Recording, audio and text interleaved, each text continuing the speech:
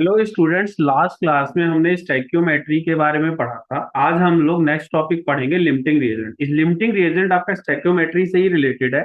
तो और ये इंपॉर्टेंट भी टॉपिक भी है, तो आप पहले लिख लीजिए लिमिटिंग रिएजेंट होता क्या है, फिर मैं समझाता हूँ इसका कैसे करना। लिमिटिंग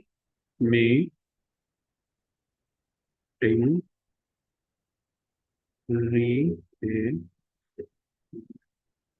देखो लिमिटिंग रिएजेंट को आप ऐसे समझ सकते हो कि मान लो कि आपके पास आपका एक फ्रेंड और आप दो लोग हो, ठीक है। वो वॉक कर रहे हो और किसी एक पर्टिकुलर पॉइंट पे आपको पहुंचना है, बट कंडीशन ये है कि आपको दोनों को साथ ही वहां पहुंचना है। तो अगर आप दोनों को साथ ही वहां पहुंचना है तो ये किस बात पे डिपेंड करेगा? जिसका स्पीड कम होगा उसकी स्पीड के अकॉर्डिंग ही आप वहां पहुंच पाओगे। तो लिमिटिंग रिएजेंट में भी क्या होता है, जैसे आपके दो, आप और आपका फ्रेंड था, दोनों वॉक कर रहे थे और एक पर्टिकुलर पॉइंट पे आपको पहुंचना था, और ये इस बात पे डिपेंड कर रहा था कि और दोनों को साथ ही वहां पहुंचना था। तो फिर आप दोनों में जिसकी स्पीड कम होगी उसके बेसिस पे आप लोग वहां पहुंचोगे। तो वैसे ही क्या होता है लिमिटिंग रिएजेंट में होता है, इसको आप समझो। जैसे आपने एक रिएक्शन थी हमारी water product H2 plus O, ठीक है। इससे हम लोग H2O बना रहे थे। इसको बैलेंस कर लेते हैं तो ये 2 हो जाएगा और ये 2, ठीक है। बैलेंस हो गया क्वेश्चन। आप देखो, इसका 2 मोल इसके 1 मोल के बराबर है और इससे 2 मोल आपके बन रहे हैं, ठीक है। यानी ये स्टैक्योमेट्री का रिलेशन है कि 2 मोल इसके, 1 मोल इसका, 2 मोल इसका। अब मैं क्या कर रहा हूं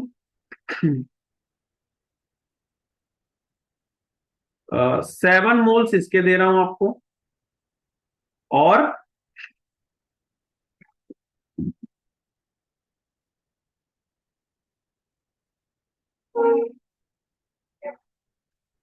और इसके आपको देता हूं मैं 3 मोल्स।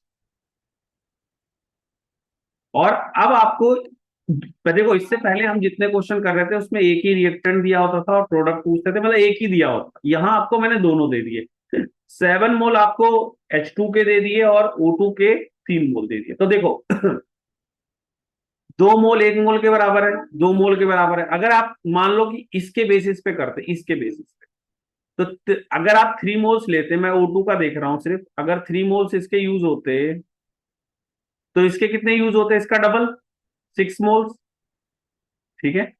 तो देखो, आप इसके 3 मोल यूज होते तो इसके 6 मोल यूज होते, बट अगर आप इसके 7 मोल यूज करते तो इसका 3.5 मोल्स यूज करना होता, ठीक है। देखो, जब इसके 3 मोल थे तो इसका 6 था, इसका 7 है तो इसका 3.5 है, हाफ हो जाएगा ना। तो देख रहे हो, आपको गिवन तो यही है 7 मोल 3 मोल, बट जब आप 7 मोल इसके यूज कर रहे हो तो आपको 3.5 मोल चाहिए, जो है ही नहीं रिएक्शन में। तो जब है ही नहीं तो आप कहां से यूज करोगे? आपको तो 3 मोल ही दे रखा है। तो ये आपका लिमिटिंग रिएजेंट होगा, क्योंकि इसके बेसिस पे देखो 3 मोल जब इसके यूज हो रहा है तो 6 इसके यूज हो सकते हैं, बट जब आप 7 इसका यूज कर रहे हो तो 3.5 आपके पास नहीं है। तो ये जो होगा O2 जो है, ये आपका लिमिटिंग रिएजेंट कहलाएगा, क्योंकि आप इसके बेसिस पे इक्वेशन करोगे, इस पे नहीं करोगे, इसके बेसिस पे करो, क्योंकि आपका ये रिएक्शन में पॉसिबल है बट ये चीजें पॉसिबल नहीं है। जगह अगर आपने 7 ले लिया तो 3.5 पॉसिबल नहीं है, तो ये आपका लिमिटिंग रिएजेंट कहलाएगा। लिमिटिंग, आप पूरी इक्वेशन इसके बेसिस पे होगी। कैसे? 3 मोल आपने इसके यूज कर लिए, तो रिएक्शन मतलब आपने यूज करा, तो 3 मोल इसका यूज करोगे तो लेफ्ट यूज, यूज वाला यहां लिख रहा हूं मैं। 3 मोल इसके यूज हो गए, 6 मोल्स इसके यूज हो गए, और लेफ्ट इन रिएक्शन। आप देखो यूज हो गए, इतने इतने यूज हो गए तो लेफ्ट, ये जो बाकी बचा है उसको लिख रहा हूं मैं, रिएक्शन में कितना बचेगा। लेफ्ट, लेफ्ट, ये लेफ्ट वाला मतलब कितना बचा है। तो देखो 7 मोल था, आपने 6 मोल यूज किया तो 1 मोल इसका बच गया। यहाँ 3 मोल थे, 3 यूज हो गए, पूरा बच यूज हो गया। और H2O कितना बनेगा? देखो 6 मोल इसके बने थे ना, 3 मोल इसके थे, और देख रहे हो 2:1 का रेशियो, यानी 2 मोल इसके, 2 मोल इसके, तो 6 मोल इसके, तो 6 मोल ऑफ H2O बनेगा आपका। ये तो जीरो ही रहने दो और इसका 6 मोल बन जाए। तो फाइनल आंसर 6 मोल होगा। ठीक है, तो आप इसको नोट डाउन कर लो, फिर मैं इस तरह का एक और कराता हूँ तो आपको ज्यादा अच्छे समझ में आएगा। इसको पहले आप नोट डाउन कर लीजिए।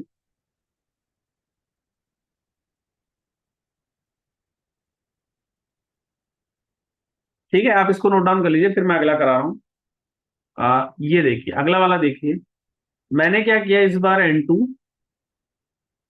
और प्लस H2 को लिया और इससे मैंने NH3 बनाया। ठीक है, तो मेरे पास क्या है NH3 में, देखो इसका 2 हो जाएगा, इसका 3 हो जाएगा। देखो इसका 1 मोल, ये स्टैच्यूमेट्री के अकॉर्डिंग है 3 मोल, और इसके 2 मोल के बराबर। ठीक है, तो आप देख रहे हो इसका 1 मोल, इसके 3 मोल और इसके 2 मोल के बराबर। अब अगर आपको मैं समझ लो ये देता हूँ 5 मोल, 5 मोल, और इसको दे देता हूं आपको मैं,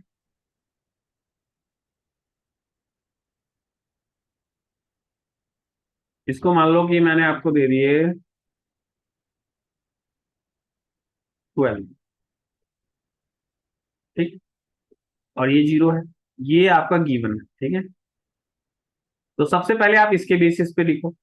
12 मोल इसके हैं तो इसके कितने होंगे, देखो 1 का 3 का रेशियो है ना, तो ये 3 टाइम्स कम आएगा। जैसे आपको अगर आप निकालना चाहो तो यहाँ पे कर सकते हो, N2 और H2 में क्या रेशियो है, 1:3 है।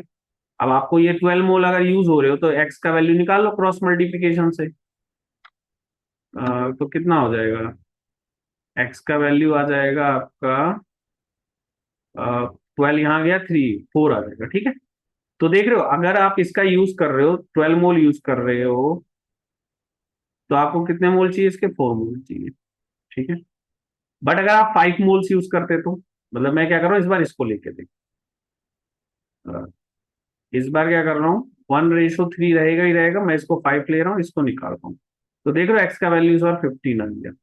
यानी अगर आप 5 मोल्स इसके यूज कर रहे हो तो इसके आपको 15 मोल्स यूज करने पड़ेंगे। आप देख रहे हो 15 मोल्स यूज करने पड़े, तो अब देखो इक्वेशन में आपको गिवन कितना, 5 मोल्स है और 12 मोल, बट यहाँ तो आपको 15 मोल चाहिए, तो ये तो पॉसिबल ही नहीं होगा।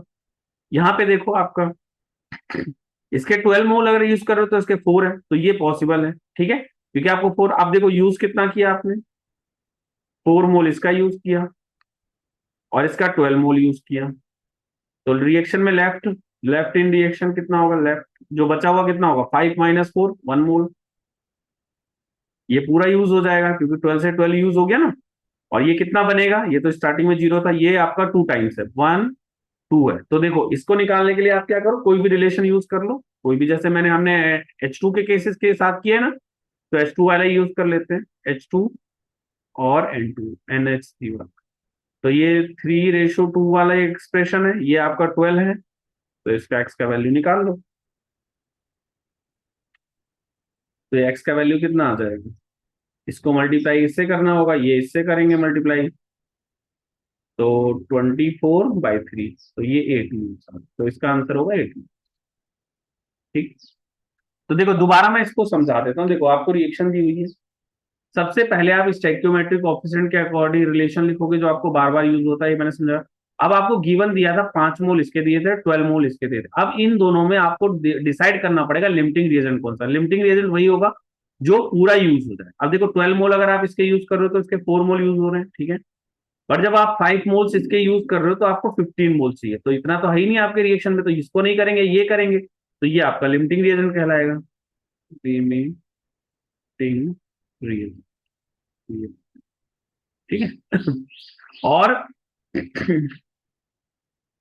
अब देखो इसमें क्या होगा, इसका 12 मोल यूज हो गया, इसका 5 मोल यूज हो गया, तो इसमें कितना बचा, 1 मोल इसका बचा, 0 मोल इसका बचा, 8 मोल। अब क्या होता है, ये तो एक लॉन्ग मेथड है निकालने का, जो मतलब डायरेक्ट मेथड है लिमिटिंग रीजन निकालने का। एक ट्रिक भी है, उसमें क्या करना होता है, जो गिवन मोल्स हैं उसको स्टैइक्योमेट्रिक कोएफिशिएंट से डिवाइड करो, जिसकी वैल्यू कम आएगी उसको आपको एलआर लेना होता है। जैसे आप देखो ट्रिक क्या है, short trick, short trick to find, मैं एलआर लिख रहा हूं, एलआर का मतलब लिमिटिंग रीजन। ठीक है, लिमिटिंग रीजन, उसके लिए क्या होता है, जो भी आपको गिवन मोल्स है, गिवन मोल्स जो होंगे उसको डिवाइड कर दो स्टोइकियोमेट्रिक कोएफिशिएंट से, स्टोइकियोमेट्रिक कोएफिशिएंट से, ठीक है। तो आपको स्टोइकियोमेट्रिक कोएफिशिएंट कितना दे रखा है? यस,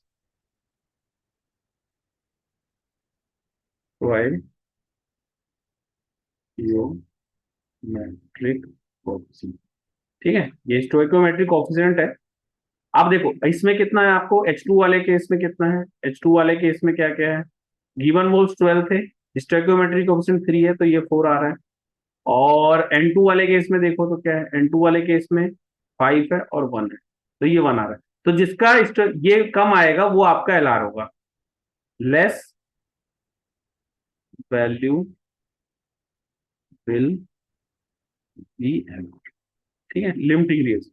तो देखो इसमें कम वैल्यू किसकी आई है, H2 की आई, तो आपने डायरेक्ट मतलब इतना ना करके डायरेक्ट पता चल गया लिमिटिंग रीजन कौन सा है, ये आपका LR, ठीक है। जिसकी वैल्यू कम आएगी उससे हम लिमिटिंग रीजन कहेंगे, ठीक है।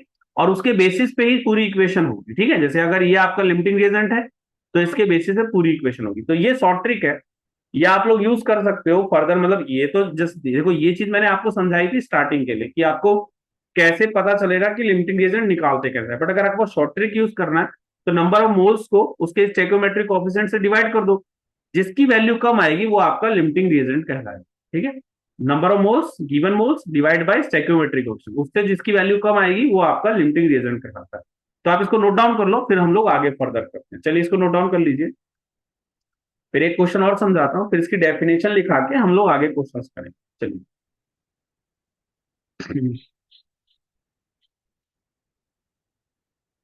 नेक्स्ट है आपका एक क्वेश्चन है ये वाला, इसको लिखिए।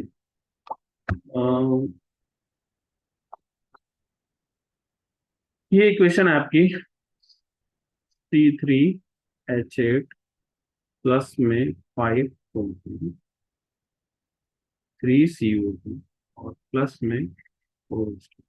देखो ये चीज हमेशा ध्यान रखना, कभी भी जब आप LR का क्वेश्चन कर रहे हो तो सबसे बेस्ट है सबसे पहले नंबर ऑफ मोल्स।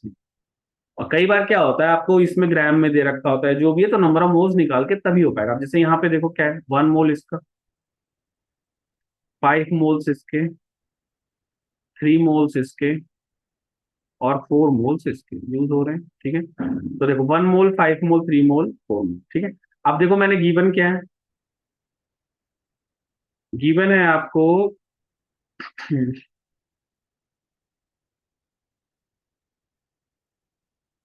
4 मोल्स इसके दिए हुए हैं और आपको ये गिवन दिया हुआ है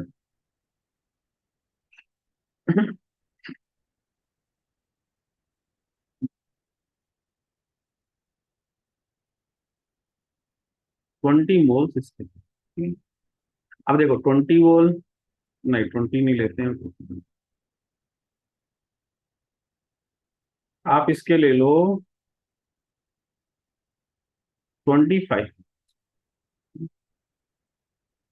अब आपको सबसे पहले LR पता, देखो जब कभी भी दो रिएक्टेंट आपको दिए हुए हैं तो उसमें आपको पता करना पड़ेगा लिमिटिंग रिएजेंट कौन सा है। तो इसमें सबसे पहले क्या करो, given moles divide by stoichiometric coefficient. O2 के केस में देखो गिवन मोल्स कितने हैं 25, स्टोइकियोमेट्रिक कोएफिशिएंट कितना है 5, तो ये वैल्यू 5 आ गई। अगर आप C3H8 की बात करो तो ये 4 मोल्स दे रखे हैं और डिवाइड बाय 1 है, तो ये ठीक है, ये कितना आ गया 4, ठीक है। O2 25/5 हो गया, C3H8 4/1 हो गया।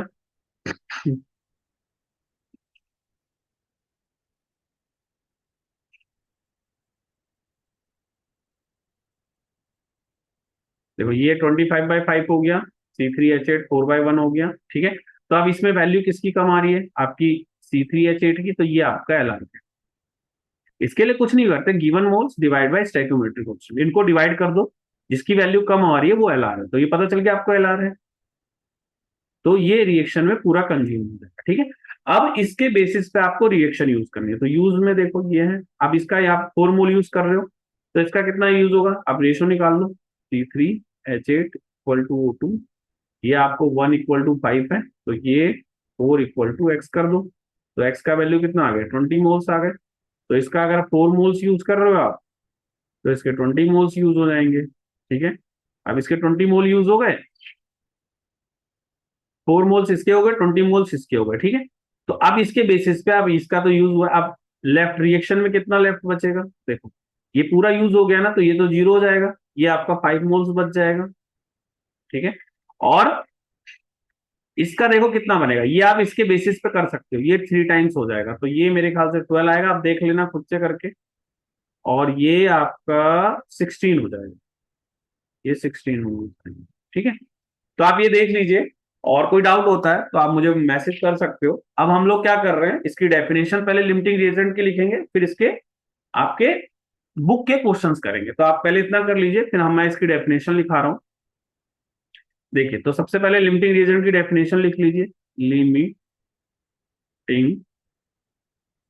रिएजेंट, रिएजेंट होता क्या है, इसकी डेफिनेशन, डेफिनेशन क्या है, the reactant, the reactant, the reactant which is present, which is present in the, which is present in the least amount, least amount, gets consumed after, gets consumed after some time, some time, and after that, after that further, further reaction does not, does not take place, take place,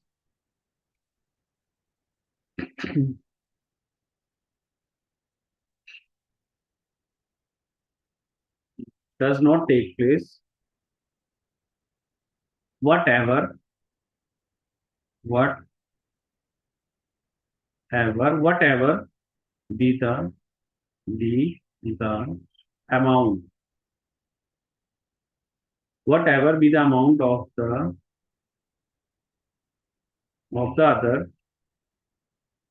other reactant. Hence, hence the reactant which get, which gets consumed first, consumed first, limit, consume first, limits the, limit the amount, limit the amount of product, product formed,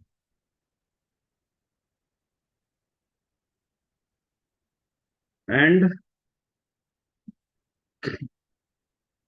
is therefore, and is therefore called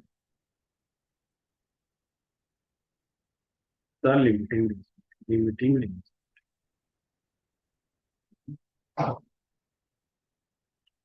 ठीक है। तो देखो, जो मैंने आपको लिखाया था, पढ़ाया अब तक, वो वही है। The reactant which is present in the least amount gets consumed after some time, and after that further reaction does not taken place, whatever the amount of other react. तो देखो, इसका क्या मतलब है, जैसे आप, मैंने जो भी रिएक्शन ली, जैसे ये वाला आप देखो, यही रिएक्शन ली, इसमें इसका 4 मोल लिया, इसका 25 मोल लिया। अब इसमें आपने देखा तो इसका अमाउंट कम था, मतलब आपको ऐसे नहीं देखना है 4 ही, इसके अलावा के, मतलब इसके रेशो के हिसाब से देखा तो इसका कम आया था। तो ये पूरा कंज्यूम हो रहा है रिएक्शन में, जो पूरा कंज्यूम हो जा रहा है उसको हम लोग लिमिटिंग रिएजेंट कर रहे हैं। देख रहे हो, जीरो बच रहा है, बट इसका अमाउंट कुछ बच रहा है। लेकिन एक चीज देखो, जब ये पूरा कंज्यूम हो गया उसके बाद रिएक्शन नहीं हो पा रही है, तो एक रिएक्टेंट जो रिएक्शन में पूरा कंज्यूम हो जाए और उसके कंज्यूम होने के बाद रिएक्शन फर्दर मूव ना करे, उसको हम लोग लिमिटिंग रिएजेंट कहते हैं, ठीक है। reactant which is present in the least amount get consumed after some time and after that further reaction does not taken place whatever the amount of the other reactant। जैसे अगर आप इसमें देखोगे तो C3H8 का अमाउंट एक बार consume हो गया तो ऑक्सीजन कुछ भी हो उससे फर्क नहीं पड़ रहा है। तो इसी तरह से hence the reactant which get consume first limit the amount of the product formed and is therefore called the limiting. तो अगर आपको लिमिटिंग रिएजेंट का डेफिनेशन पूरा नहीं करना है तो आप ये पार्ट याद कर लो, reactant which get consumed first limit the amount of the product. बस इतना याद कर लो लिमिटिंग रिएजेंट की डेफिनेशन। जैसे अगर आपको पूरा जस्ट समझाने के लिए लिखा था, बट जैसे अगर आप एग्जाम के पॉइंट ऑफ व्यू से इसको याद करना चाहते हो तो ये याद कर सकते हो, reactant which consume first and limit the amount of the product is called limiting reagent. ठीक है, reactant which consume first limit the amount of the product is called the limiting reagent. ठीक है, तो ये हो गया। अब हम क्या कर रहे हैं, कुछ एनसीईआरटी के क्वेश्चंस करेंगे और उसको फर्दर आपका देखते हैं। ठीक है, तो मैं अब क्या कर रहा हूँ, कुछ एनसीईआरटी के क्वेश्चंस करवा रहा हूँ आप लोगों को, तो आप नोट डाउन कर लीजिए इसको, फिर हम लोग क्वेश्चन स्टार्ट करते हैं। आप इसको नोट डाउन कर लेना पॉज करके, अब हम क्वेश्चन करते हैं।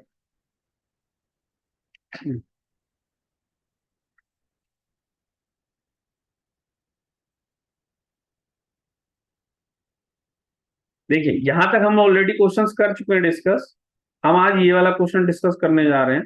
देखो इससे पहले के सारे क्वेश्चन कर चुके हैं। अब देखो इस क्वेश्चन में कह क्या रहा है, आप समझो। ये पहले आपको कह रहा है इतना Kg N2 एंड इतना Kg H2 are mix to produce इतना, calculate the amount of NH3 form. तो सबसे पहले मैं रिएक्शन ही लिख देता हूं आपके लिए। रिएक्शन क्या है, आपको दिया हुआ है N2,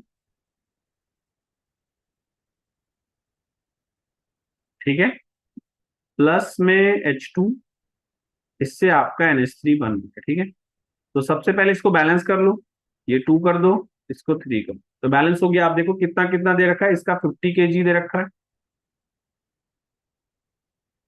इसका कितना दे रखा है 10 kg, 10 kg दे रखा है। ठीक है, mix to produce calculate the amount of NH3 form. तो देखो ये आपको दे रखा है।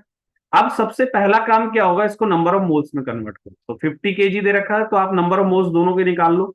सबसे पहले क्या करो, NN2 निकालो। NN2 क्या हो जाएगा, 1050 × 1000 kg में ना, और डिवाइड बाय 34, 17 होता है ना, सॉरी 28,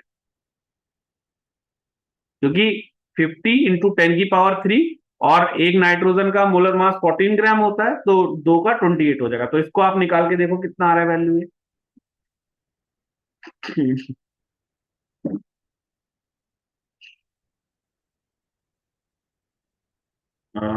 50,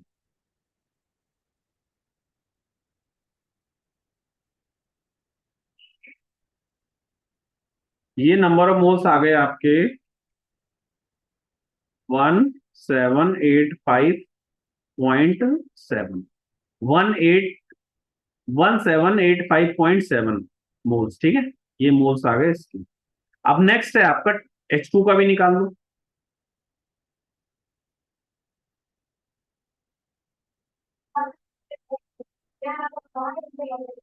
5000,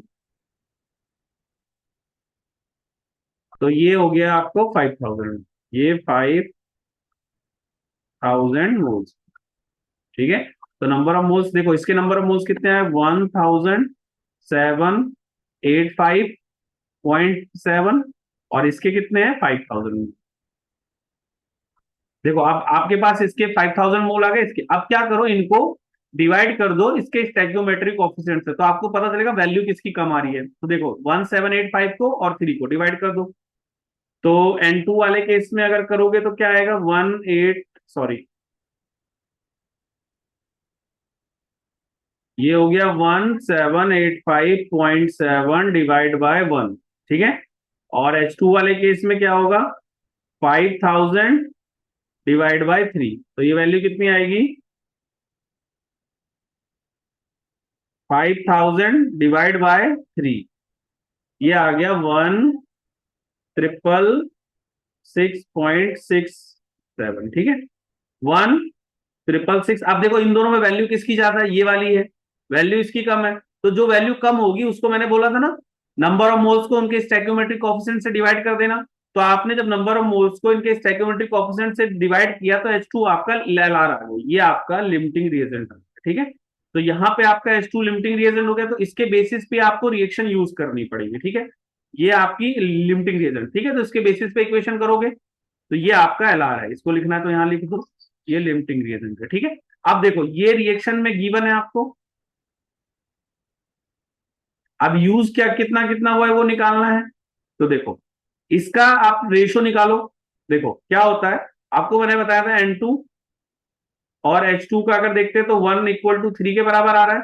तो जब इसका x मान लो, इसका आप 5000 ले लो, तो इसका आपको यूज हो जाएगा 1667। ठीक है, तो ये देखो x का वैल्यू कितना आ जाएगा, ये इधर जाएगा, ये हाँ 5000/3, तो 5000/3, तो ये आ गया वन, ये यूज हुआ है 166,666.67, और इसका 5000 पूरा यूज हो गया।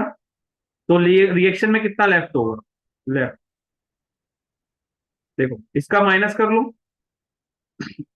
1785.7 माइनस में 166.7।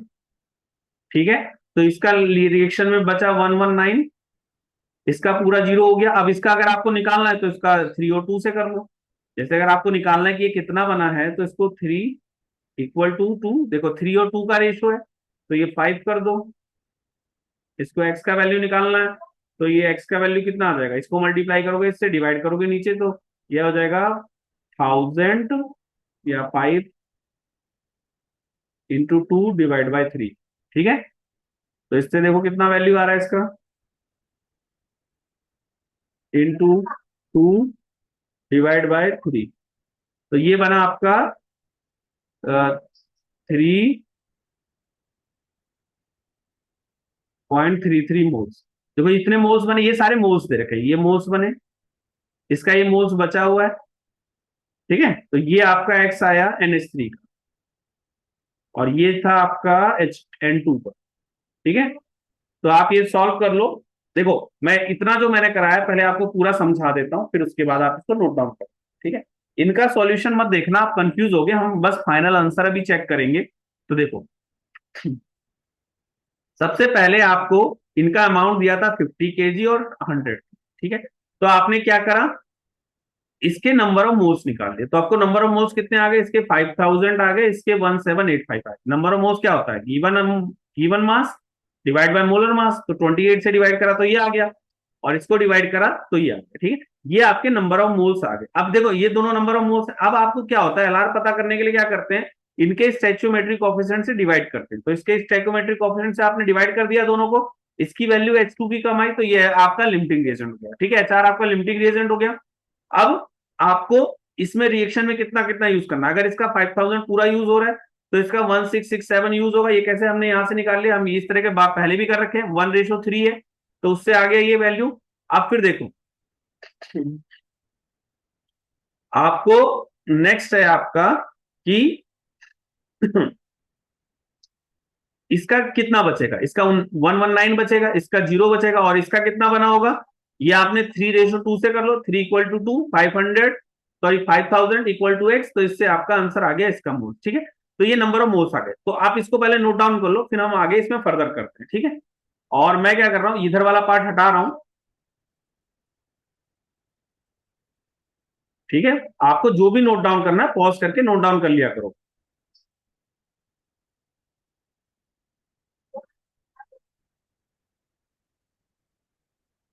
हम्म, अब इसमें फर्दर कुछ चीजें देखते हैं जो जो क्वेश्चन में पूछ क्या क्या। सबसे पहले इसने बोला है calculate the amount of NH3 इन ग्राम, आपको ग्राम में निकालना है। तो NNH3 तो आपको पता चल गया ना, देखो पहला जो पार्ट है आपका उसमें देखो आपको NNH3 पता है, एन NH3 कितना है, 333.3, ठीक है मोल्स। आपको WNH3 क्या हो जाएगा, इसको मल्टीप्लाई कर दो इसके मोलर मास से, तो इसका मोलर मास 17 ग्राम है। तो 33333.33 इंटू 17 ग्राम से खत्म होता है। तो देखो फाइनल आंसर कितना आता है।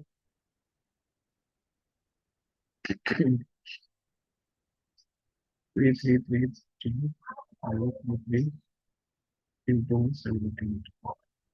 तो देखो ये आ रहा है आपका 56.66 केजी।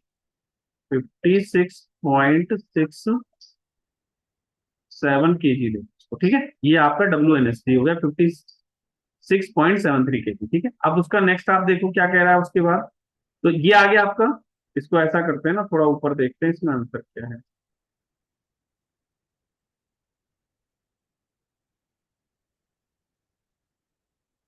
हम्म तो इन्होंने आंसर कितना निकाला है, कैलकुलेट द एंड, ये सब आप मत देखो, डायरेक्ट आंसर देखना।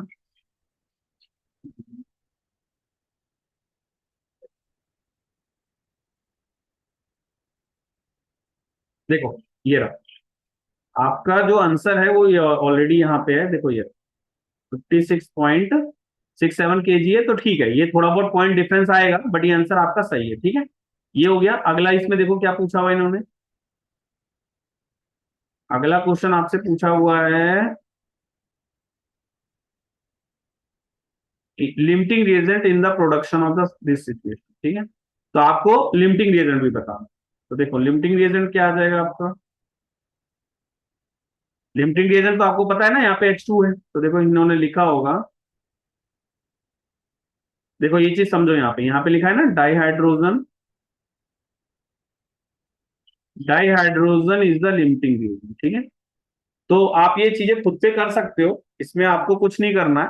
जैसे मैंने समझाया आप उस तरह से करोगे, इजिली आंसर आ जाएगा। इनका मेथड देखोगे तो आप कंफ्यूज हो जाओगे। ठीक है, तो यहाँ पे लिखा हुआ है आपका लिमिटिंग रिएजेंट आ गया और NH3 का अमाउंट आ गया। ठीक है, तो दोनों चीजें हो गई, आपका NH3 का अमाउंट बता दिया और लिमिटिंग रिएजेंट क्या है वो बता। ठीक है, चलिए तो इसको आप हटा दीजिएगा।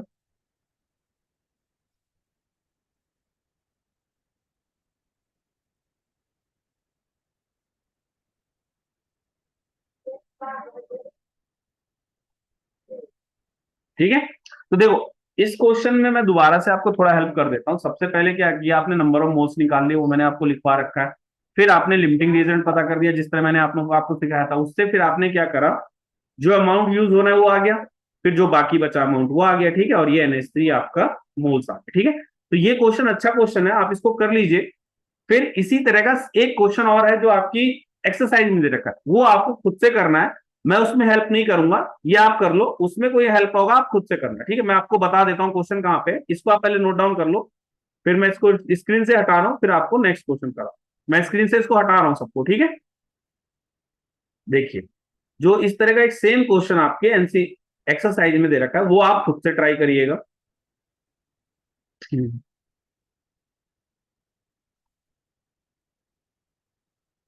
ये वाला क्वेश्चन है कहाँ है? ये देखिए ये वाला 1.24। ये क्वेश्चन सेम वैसे जैसे मैंने आपको कराया था, आपको ये खुद से करना है। देखो क्या करा है, dihydrogen and di react with each other to produce ammonia according to the reaction. ये रिएक्शन है जो ऐसे हमने यूज कर दी। Calculate the mass of ammonia if इतना gram of dinitrogen react with इतना ग्राम ऑफ डाइहाइड्रोजन। तो जैसे आपको मैंने लिखाया था सेम वही चीज है, यहाँ पे डाइनाइट्रोजन का अमाउंट इतना दे रखा है और डाइहाइड्रोजन का अमाउंट दे रखा है। इस बार आपको ऑलरेडी ग्राम में दिया है, तो उसको कुछ नहीं करना, डायरेक्ट लेना है। और इससे आप लिमिटिंग रिएजेंट भी, if will any two reactant remain unreacted. अब नॉर्मल सी बात है, एक इसमें अगर LR आएगा तो एक अनरिएक्टेड होगा। If yes which one of the and mass. तो देखो इसमें क्या करोगे आप, जैसे आप अगर इससे पहले जो हमने क्वेश्चन किया था उसमें देखा था नंबर ऑफ मोल्स किसके बचे थे, नाइट्रोजन के नंबर ऑफ मोल्स बच गए थे, क्योंकि वो हाइड्रोजन हुआ LR था। तो ऐसे ही जब इस दोनों क्वेश्चन को सॉल्व करोगे तो ये एक नंबर ऑफ मोल्स किसी के बचेंगे। तो कितने बचे हैं वो आपको पता चल गया। अब उसका मास निकालना है, तो number of moles into molar mass कर देना, तो ये क्वेश्चन हो जाएगा आपसे। ठीक है, 1.24 में आप क्या करना, सबसे पहले आपको दोनों दे रखा है, नंबर ऑफ मोल्स निकाल लेना, LR पता कर लेना, फिर रिएक्शन में कितना यूज हुआ है वो देख लेना, जो रिएक्शन में कितना बचा है वो निकाल लेना। अब इन दोनों में कोई ना कोई रिएक्शन में बचेगा, उसके नंबर ऑफ मोल्स आपको पता चल जाएंगे। तो आप वो यस जो भी होगा ये देख सकते हो, ये सारे आंसर कर सकते हो, और फिर कितना मोल्स बचा है उससे आप उसका मोलर मास निकाल लेना। तो ये क्वेश्चन आप लोग खुद से करना, इसको मैं नहीं करा रहा हूं, अब मैं आ रहा हूं कुछ और इसमें जो क्वेश्चन है उसको हम डिस्कस करें। चलिए। हम्म, तो देखिए इसमें सबसे पहला जो क्वेश्चन हम करने जा रहे हैं वो ये वाला है। हम्म कैलकुलेट ये सब हो जाएगा हाँ ये वाला क्वेश्चन देखिए।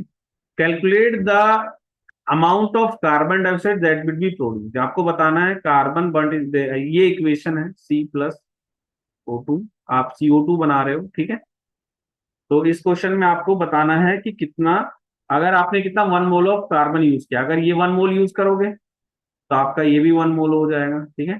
तो 1 मोल से 1 मोल आएगा, ये तो डायरेक्ट आ जाएगा। बट अगर 2 मोल ऑफ कार्बन, अब देखो अगले में क्या कह रहा है ये, 2 मोल ऑफ कार्बन ले रहा है एंड 16 ग्राम ऑफ डाइऑक्सीजन। तो अगर ये तो फर्स्ट पार्ट का आंसर हो गया। सेकंड में देखो आपको,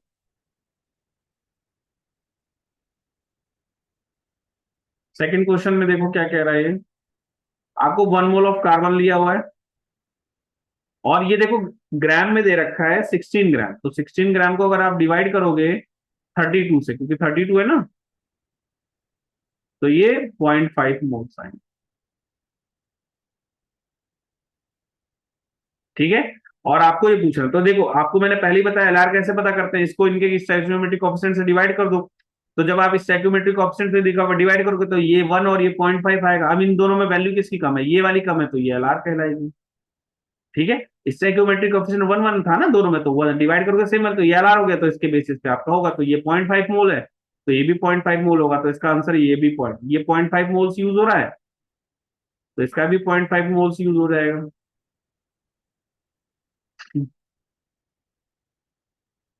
इसका आपका 0.5 मोल्स यूज हो जाएगा, ठीक है। ये 0.5, ये 0.5, और इसका बना कितना, ये भी 0.5। इसका अभी जीरो कर दो, फिर बनेगा ये बाद में, ये भी जीरो कर लो। ये आपका यूज हो, तो ये वो पॉइंट, ये यूज हो गया। ये लेफ्ट, लेफ्ट कितना, इसका 0.5 मोल्स बच जाएगा और ये पूरा जीरो हो जाएगा और ये 0.5 मोल्स बन जाए, ठीक है। तो इसका आंसर हो गया 0.5 मोल्स। CO2 कितना बना आपका, 0.5 मोल्स। आप इसको नोट डाउन कर लीजिए, 1.4 का आंसर। अब 0.5 मोल्स है, अगर आपको इसका मास निकालना है, WCO2 निकालना है, तो इसको 0.5 इंटू 44 कर दो, क्योंकि इसका मोलर मास होता है ना, जैसे CO2 का मोलर मास 44 ग्राम होता है, 0.5 से करोगे तो 22 ग्राम आ गया, ठीक है। ये वाला कर लीजिए, फिर हम लास्ट करते हैं। आप इसको कर ली, नोट डाउन कर लीजिएगा, मैं हटा रहा हूँ इसको स्क्रीन से। अब देखिए थर्ड क्वेश्चन क्या कर रहा है। 2 moles of carbon are bond with 16 gram of oxygen. आपने क्या करा, कार्बन प्लस O2 से CO2 ही बना रहे हो आप, लेकिन इसका देखो, इसका कितना मोल्स है थर्ड वाले में। थर्ड क्वेश्चन कर रहे हैं, इसका 2 मोल्स दिया हुआ है, इसका 16 ग्राम, अभी भी 16 ग्राम ऑफ डाइऑक्सीजन, यानी 0.5 अभी भी है। तो नॉर्मल सी बात है, अगर यही है तो यही एलआर होगा। अब ये एलआर है तो यूज कितना हुआ रिएक्शन में, ये भी 0.5 यूज हुआ, ये भी 0.5 यूज हुआ, और ये जीरो है, तो लेफ्ट कितना हुआ रिएक्शन में, ये आपका 1.5 बच जाएगा, ये जीरो बच जाएगा, ये 0.5 बनेगा। तो WCO2 फिर दोबारा वही आ गया आपका 0.5 इंटू 44 ग्राम, तो ये 22 ग्राम आ जाएगा, ठीक है। तो ये 1.4 भी कर सकते हैं आप, थर्ड क्वेश्चन कर सकते हैं। अब ये कर लीजिए, फिर हम आगे क्वेश्चन देखते हैं। अब अगला देखिए आपको क्या दिया हुआ है, ये सब तो नहीं करना है।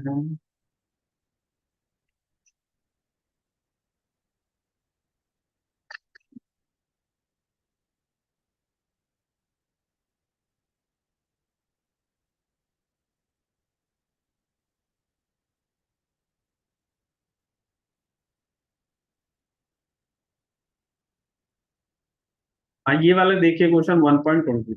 ये क्वेश्चन अच्छा क्वेश्चन है, ये क्या कह रहा है आपको, ये देखते हैं। 1.20।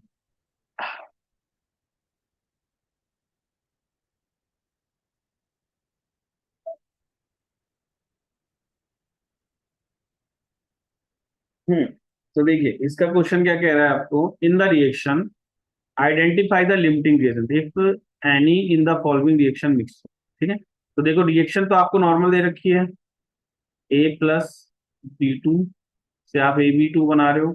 पहले वाले में क्या है बताना है आपको, इसके 300 एटम्स हैं, इसके आपको 200 एटम्स हैं, मॉलिक्यूल्स। अब देखो, इसका एक एटम इसके एक एटम से रिएक्ट कर रहा है, तो नॉर्मल सी बात है, इसके अगर 300 एटम होंगे तो 300, तो इसमें कम किसकी वैल्यू है, 200 वाली, तो ये आपका एलआर कहलाएगा, क्योंकि इसका एक मॉलिक्यूल, एक एटम इसके एक मॉलिक्यूल से कर रहा है, तो 200 मॉलिक्यूल इसके 200 एटम से करेंगे, तो बचेगा कौन सा, ये बच जाएगा रिएक्शन, ये आपका एलआर कहलाएगा, तो ये आपका एलआर है, B2 आपका एलआर। ठीक है, इसमें जो वैल्यू कम है वो आपका एलआर कहलाएगा। फर्स्ट का हो गया आंसर, ये है 1.23।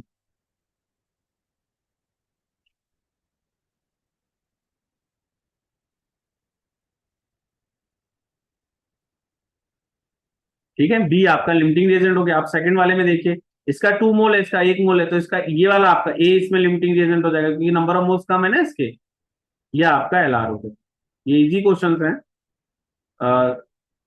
सेकंड में आप इसमें देखो, इसके इतने एटम्स हैं और इतने इसके मोल, इसमें नो एलआर, थर्ड वाले में कोई एलआर नहीं होगा, नो एलआर, क्योंकि इसमें सारा यूज हो जाएगा ना, जितना जितना यूज हो जाएगा। अब इसमें बी, इसमें बी एलआर हो जाएगा, बी लिमिटिंग रिएजेंट हो गया। ठीक है, फोर्थ में। ठीक है, और इसमें आपका 1 हो गया, ए, इसमें ए आपका लिमिटिंग रिएजेंट। ठीक है, जो आपको मैंने मेथड बताया था, अगर आप उससे भी करते हो तो डिवाइड बाय वन ही तो करोगे, तो सेम वैल्यू आएगी, तो वैल्यू जो कम है वही तो एलआर होगी। तो इसमें ए हो गया, इसमें बी हो गया, इसमें मॉलिक्यूल्स निकाले हो, तो मॉलिक्यूल्स को भी अगर डिवाइड करोगे तो जो वैल्यू कम है वही आएगी। ठीक है, तो ये आ जाएगा। जैसे अगर आप, यार अगर आपको मैंने जो मेथड कराया उसी से करना है, तो आपको नंबर ऑफ मोल्स कैसे आते हैं, नंबर ऑफ मोल्स का फॉर्मूला क्या होता है, given number of molecules, given number of mole atom या molecule, divide by N A. तो देखो, सब में एन ए कॉमन आएगा कि ऊपर वाले में, और उसके बाद स्टैइक्योमेट्रिक कोएफिशिएंट सब में क्या है, 1 1 है, तो सबको 1 1 से डिवाइड करके, तो जो वैल्यू ज्यादा नंबर ऑफ मॉलिक्यूल होगा वही तो एलआर होगा, तो इसमें जिसकी ज्यादा वैल्यू है वो, सॉरी जिसमें वैल्यू कम है वही आपका एलआर है, तो इसमें आपका एलआर ये हो गया, इसमें ये हो गया, इसमें कोई भी एलआर नहीं है, इसमें ये एलआर है, इसमें ये एलआर है। ठीक है, तो आप ये नोट डाउन कर लीजिए, फिर हम लोग आगे देखते हैं। 23 हो गया, और आप इसको कर लीजिएगा, 23 क्वेश्चन नंबर, मैं अगला करा रहा हूं। अब देखो, 24 ऑलरेडी मैंने डिस्कस कर लिया है, इसको नहीं कराना है मुझे। अब इसका एक क्वेश्चन और लास्ट, वो मैं समझा देता हूं आप लोगों को, ये वाला 134, ये वाला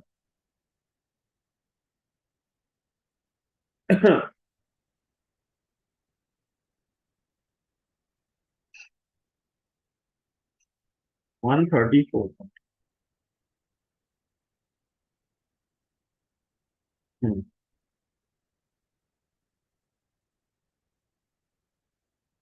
तो देखो इसमें क्या कह रहा है, सबसे पहले क्वेश्चन देखते हैं।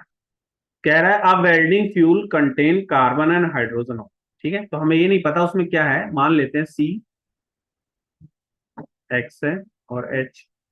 ठीक है, ठीक है, burning a small sample of it in oxygen give इतना कार्बन डाइऑक्साइड, जैसे आपने इसको O2 के साथ रिएक्ट किया होगा, तो CO2 आया होगा और H2। ठीक है, तो आपको गिव्स इतना कार्बन डाइऑक्साइड। ठीक है, तो ये कितना आया, आपको कितना दिया इसने, 3.38 ग्राम ये दिया, तो इतना gram of H2।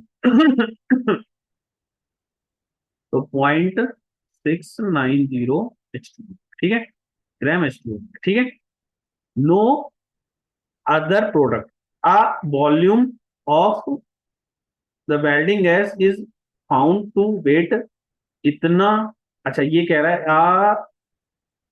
Volume of gas weigh is found to इतना। ठीक है, तो एम्पेरिकल फॉर्मूला बताना है आपको, और molar mass of the gas बताना है, और मॉलिक्यूलर फॉर्मूला बताना है। ठीक है, तो देखो आपको कुछ चीजें हैं इसमें जो कर सकते हैं। सबसे पहले तो क्या करो, इनके नंबर ऑफ मोल्स निकालो। ठीक है, नंबर ऑफ मोल्स आ जाएंगे, तो देखो सबसे पहले हम क्या करते हैं, नंबर ऑफ मोल्स। ठीक है, तो सबसे पहले आप क्या करो, नंबर ऑफ, यहाँ पे निकाल दे रहा हूं मैं, NCO2 निकालो। NCO2 कितना आएगा, 3.38 डिवाइड बाय 44 ग्राम। ठीक है,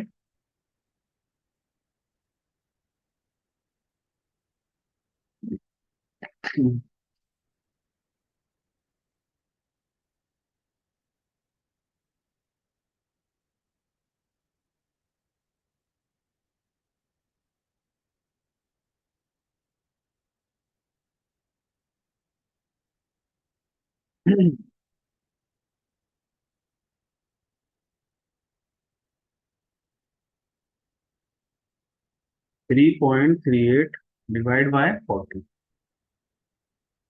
तो ये आ गया आपका 0.077। ठीक है, तो ये वैल्यू आ गई 0.077 मोल। ठीक है, अब इसका वैल्यू निकालो। 3.38 डिवाइड बाय 44। तो ये ठीक है, 0.077 मोल्स। ठीक है, अगला है आपका 0.690 डिवाइड बाय 18। तो इसके मोल्स कितने आ गए आपके पास? हम्म, इसके मोल्स आ गए आपके पास 0.38। इसको ले लो 0.038 मोल्स। ठीक है, तो ये हो गए 0.083 मोल्स। इसके हो गए 0.083, यानी NH2O जो है आपका आ गया 0.690 ग्राम डिवाइड बाय।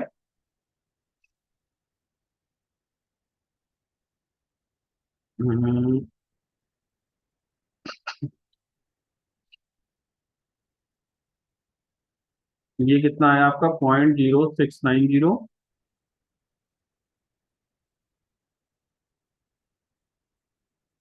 ठीक है, 0.690 ग्राम। और ये आ गया डिवाइड बाय, किससे हुआ? आपने इसको किसको किया, किससे किया?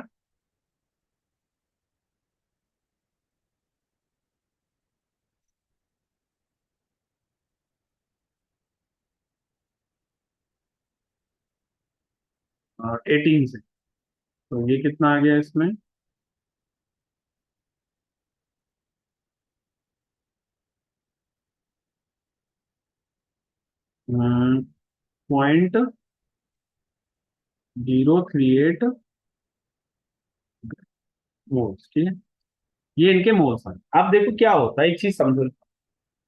अब आपको इसकी बैलेंस इक्वेशन कुछ नहीं पता कि यहाँ पे एक्स क्या है या y/2 क्या है, मतलब आपको कुछ नहीं पता। बट ये आपको देखो, एक चीज समझो, यहाँ पे अगर ये कार्बन है, तो इसमें जो ये कार्बन यहाँ पे आया होगा वो कहाँ से आया होगा? इसी कार्बन से आया होगा। यहाँ पे जो हाइड्रोजन है वो कहाँ से आया होगा? यहीं से आया होगा। तो इसमें जितना कार्बन इस, अब जैसे देखो एक बात बताओ, 44 ग्राम अगर आप लेते CO2, तो उसमें कितना कार्बन मिलता आपको? 12 ग्राम। ठीक है, ये आपको पता ना, 44 ग्राम से 12 ग्राम कार्बन मिलता। तो क्योंकि देखो ये एक सी एक मोल के बराबर है, तो आपको ये कितना दे रखा है इन्होंने? 3.38 ग्राम। तो आप WC निकालो, इसको क्रॉस मल्टीप्लाई करोगे तो WC आ जाएगा। ठीक है, तो WC देखो कितना आ रहा है। मैं ये वाला पार्ट हटा दे रहा हूं, फिर आगे कर रहा हूं।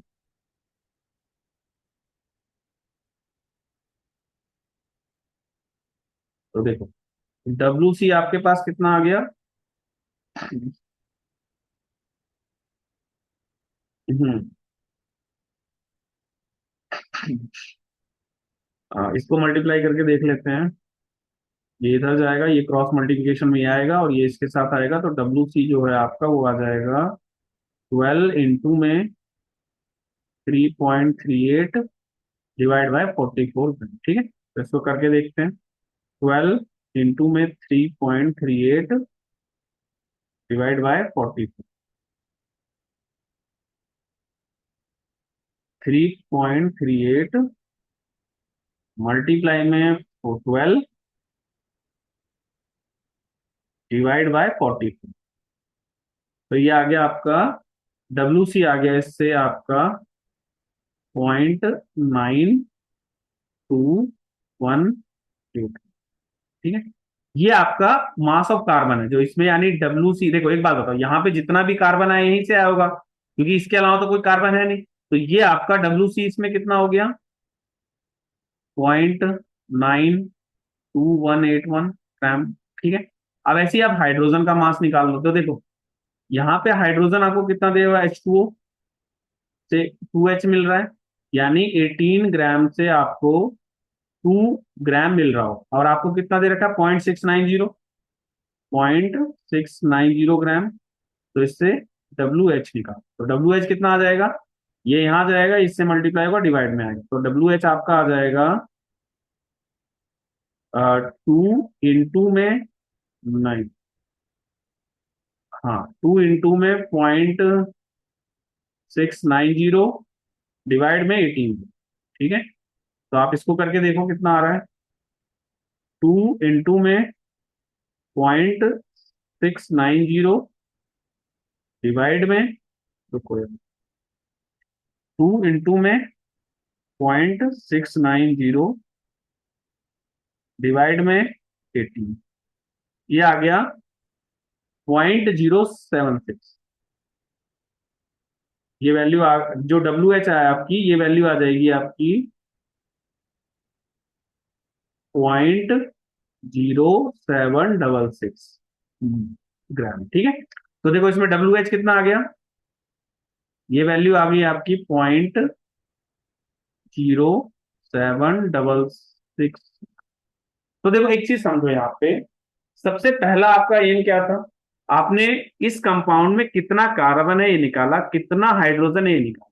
क्योंकि आपको देखो CO2 इतना दे रखा है, H2O, अब यहाँ पे कार्बन कहाँ से आया, यहीं से तो आया होगा, और हाइड्रोजन इसमें कहाँ से आया होगा, इसी अमाउंट यहीं से आया होगा।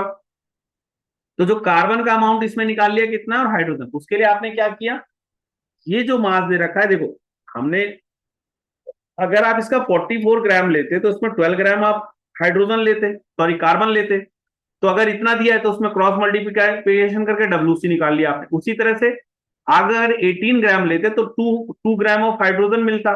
तो आपको अगर 0.690 दे रखा है तो WH में क्रॉस मल्टीप्लिकेशन करके आपने WH निकाल लिया, तो आपको अब WH और WC पता चल गया। तो आप पहले इतना नोट डाउन कर लो, फिर हम लोग इसमें आगे कर, ये इस चैप्टर का अच्छा क्वेश्चन है, तो इसमें थोड़ा सा आपको एफर्ट लगेगा, आप इसको इतना कर लो, फिर मैं आगे कर, इसको आप मार्क कर लेना, मैं नीचे वाला हटा रहा हूँ।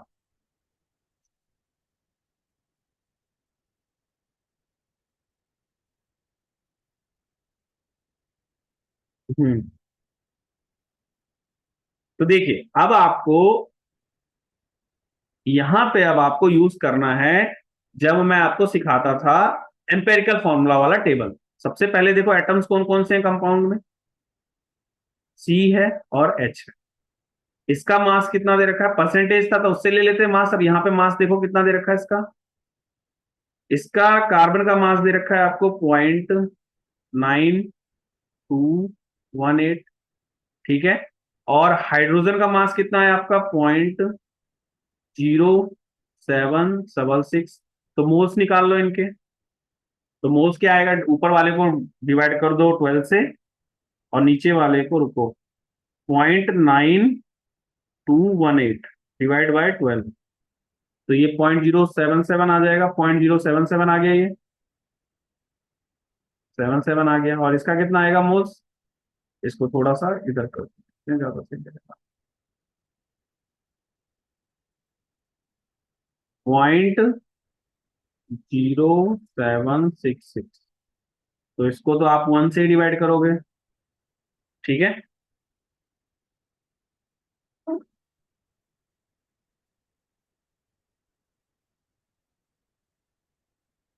ठीक है, तो ये आ जाएगा 0.076 के आसपास। ठीक है, अब मैंने कहा था आपको कि अगर आपको सिंपल रेशियो निकालना है, तो एक चीज देख रहे हो, 0.07 0.076 एक तरह से ऑलमोस्ट सेम ही वैल्यू आ रही है। तो इसका अगर आप सिंपल रेशियो निकालोगे तो 1:1 हो जाएगा।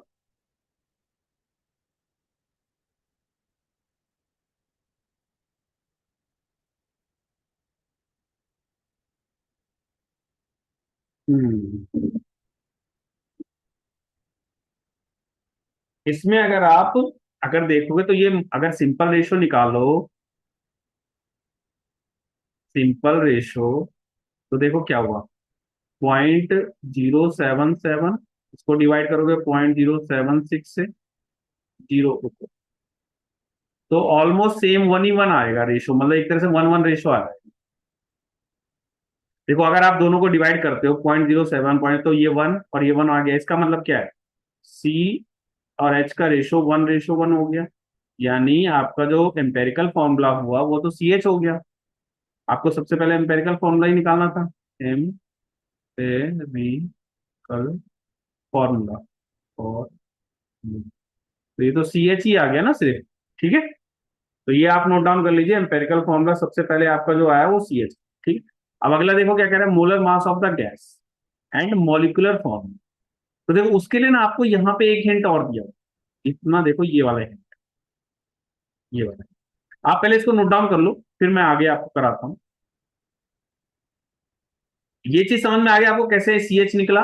तो सी एच निकला, तो ये चीजें मैं हटा देता हूँ, अब इसकी जरूरत नहीं है हमें, तो मैं, आप नोट डाउन कर लेना इसको, मैं हटा रहा हूँ।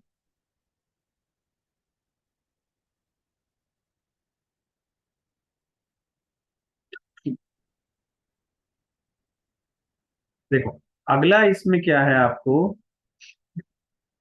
यहां पे दिया हुआ इन्होंने 11.6 ग्राम कितने वॉल्यूम के लिए है, 10 लीटर के लिए, और एसटीपी पे दे रखा है। आपको पता है अगर आप इसका 1 मोल लेते, मोलर मास लेते एम, तो ये मोलर मास किसके बराबर होता है, 22.4 लीटर्स के बराबर। तो इसको क्रॉस मल्टीप्लाई कर दो, आपका आंसर आ जाएगा।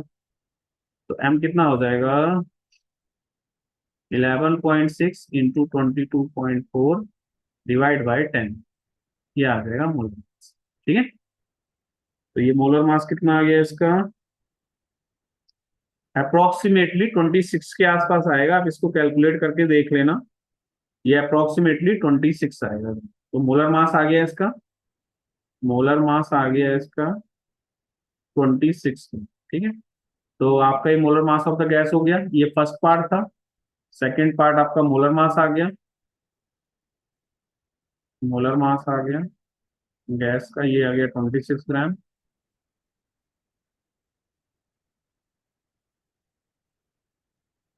अब देखो थर्ड पार्ट में, ये चीज देखो क्या कर रहा है, मॉलिक्यूलर फॉर्मूला। तो मॉलिक्यूलर फॉर्मूला के लिए आपको बताया था ना, मोलर मास क्या होता है, molar mass common factor, factor into में एम्पेरिकल फॉर्मूला, एम्पेरिकल फॉर्मूला। ठीक है, तो मोलर मास कितना है, 26 ग्राम है। कॉमन फैक्टर आपको निकालना है, इसको मैं सी एफ लिख देता हूँ, इनटू में ये कितना हो जाएगा, 12, 14 हो जाएगा मेरे ख्याल से, नहीं 12 और 13 होगा, ये 13 हो गया ना। तो 13 हो गया, तो आपका कॉमन फैक्टर 2 आ गया। तो इसका मॉलिक्यूलर फॉर्मूला क्या हो जाएगा, C2H2। ठीक है, इसका अब ये कॉमन फैक्टर आ गया, तो मॉलिक्यूलर फॉर्मूला कैसे है, इसके लिए पता है आपको, मैंने एम्पेरिकल फॉर्मूला में देखोगे तो वहां पे मैंने जो एक एग्जांपल समझाया है, उससे ये बहुत इजीली हो जाएगा। तो यहाँ पे मॉलिक्यूलर फॉर्मूला बनेगा, मॉली, देखो इसको मैं बाद में लिख देता हूँ। तो ये आ गया, तो मॉलिक्यूलर फॉर्मूला आपका बन गया,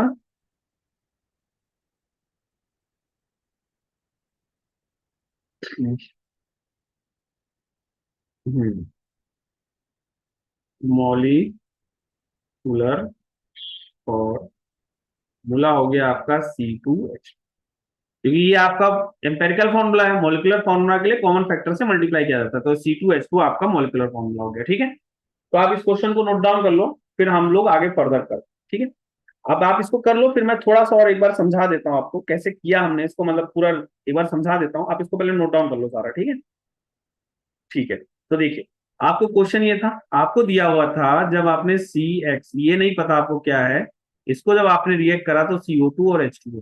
ठीक है, तो सबसे पहले आपको CO2 और H2O का मास दे रखा है, इसका 3.38 दे रखा है, और इसका आपको 0.690।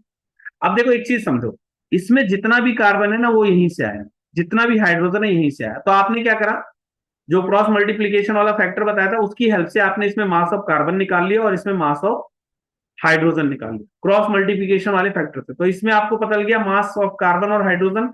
एक बार मास ऑफ कार्बन और हाइड्रोजन पता चल गया तो आपने फिर, मैंने आपको सिखाया था एम्पेरिकल फॉर्मूला के लिए टेबल बनाना। उस टेबल की हेल्प से पहले मास पता है तो नंबर ऑफ मोल्स निकाल लिया, नंबर ऑफ मोल्स निकाल लिया तो कॉमन फैक्टर निकाल लिया। उस टेबल की हेल्प से आपने क्या करा, फॉर्मूला निकाल लिया एम्पेरिकल फॉर्मूला, क्योंकि 1:1 आया तो वो एम्पेरिकल फॉर्मूला CH आ गया। फिर आपको एक इन्फॉर्मेशन यहां दी हुई है, इससे आपने क्या करा, हेल्प से मोलर मास निकाल दिया। ठीक है, वो मैंने आपको सिखाया कैसे निकाला। एक बार मोलर मास आ गया तो फिर मॉलिक्यूलर फॉर्मूला भी आ गया कॉमन फैक्टर की मदद से। ठीक है, तो आप ये क्वेश्चन कर लीजिएगा, अगर कोई डाउट है तो मुझे आप मैसेज करिएगा, मैं बता दूंगा। अभी हाँ देखिए, अभी हमने क्या किया कि आपका लिमिटिंग रिएजेंट वाला पार्ट खत्म हो गया। अब एक लास्ट चीज और बची हुई है, लास्ट टॉपिक, उसको मैं आप उसके बारे में आपको बता देता हूँ कैसे करना है। देखिए,